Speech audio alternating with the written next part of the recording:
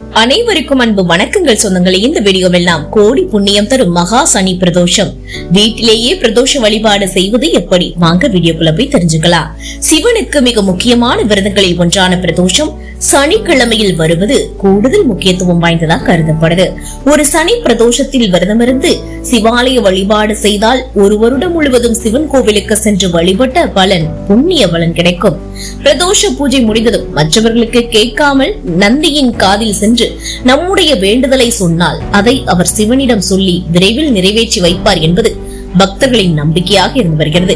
சிவபெருமானையும் சிவனின் வாகனமான நந்தி தேவரையும் பிரதோஷ நாளில் வழிபடுவது நமக்கு சிவலோக பதவியை பெற்றுத்தரும். தொடர்ந்து பிரதோஷ விரதமிருந்து வழிபடுபவர்களுக்கு பிறப்பு இறப்பு இல்லாத முக்தி நிலையை அவர் அருள்வார் என புராணங்கள் சொல்கின்றன.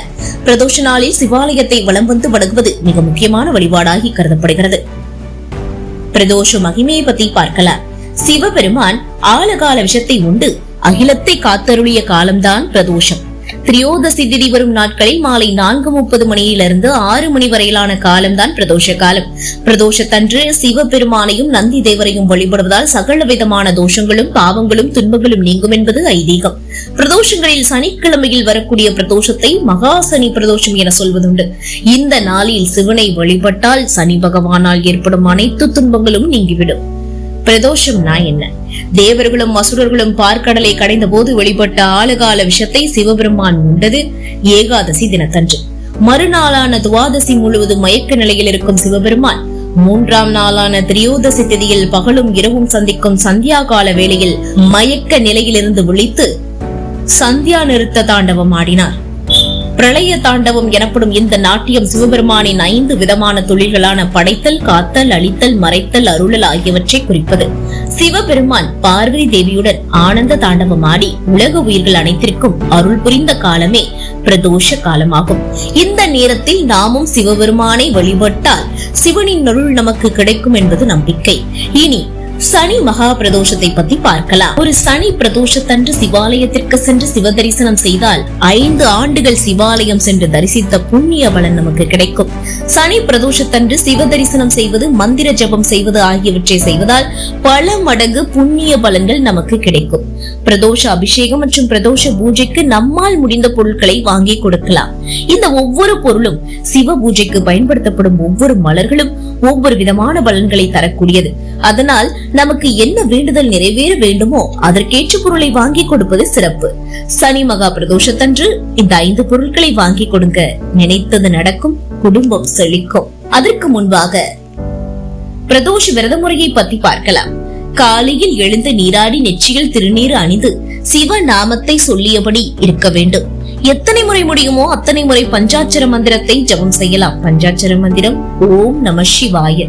நாள் முழுவதும் உபவாசமாக இருந்த மாலையில் சிவ தரிசனம் முடித்த பிறகு உப்பு, காரம், புளிப்பு சேர்க்காத உணவுகளை சாப்பிட்டு விரதத்தை நிறைவு செய்யலாம். அல்லது கோவிலில் தரும் பிரசாதத்தை சாப்பிட்டு விரதத்தை நிறைவு செய்ய வேண்டும். கோவிலுக்கு சென்று நந்தி தேவரையும் சிவனையும் வழிபடுவது மிகவும் சிறப்பு. முடியாதவர்கள் வீட்டிலேயே பிரதோஷ விரதம் இருந்து சிவ வழிபாட்டினை செய்யலாம். சரி, வீட்டிலேயே பிரதோஷ வழிபாடு செய்யக்கூடிய முறையை பற்றி சொல்லுவீங்க, சொல்லிடலாம்.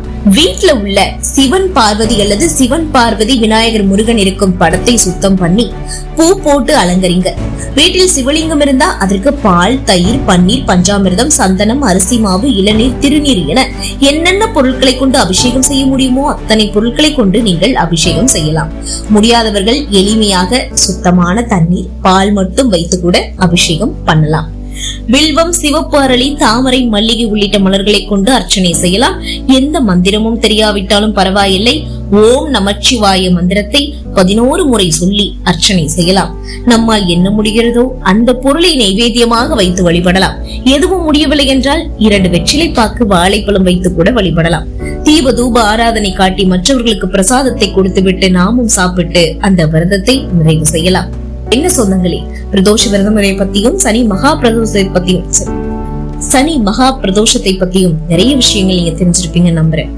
அடுத்த வீடியோல நாம கண்டிப்பாக எந்தெந்த பொருட்களை வாங்கி கொடுத்தா நாம நினைத்த காரியம் நடக்கும், அதுவும் குறிப்பாக முக்கியமான 5 பொருட்கள் என்னென்ன, அது சனி மகா பிரதோஷத்தன்னைக்கு 5 பொருட்களை வாங்கி கொடுத்து நாம நினைத்தது நடக்கும்படியும் குடும்பம் செழிக்கும்படியும் எப்படி பண்ணலாம் அப்படிங்கறத அடுத்த வீடியோல உங்களுக்கு நான் பதிவு பண்றேன்.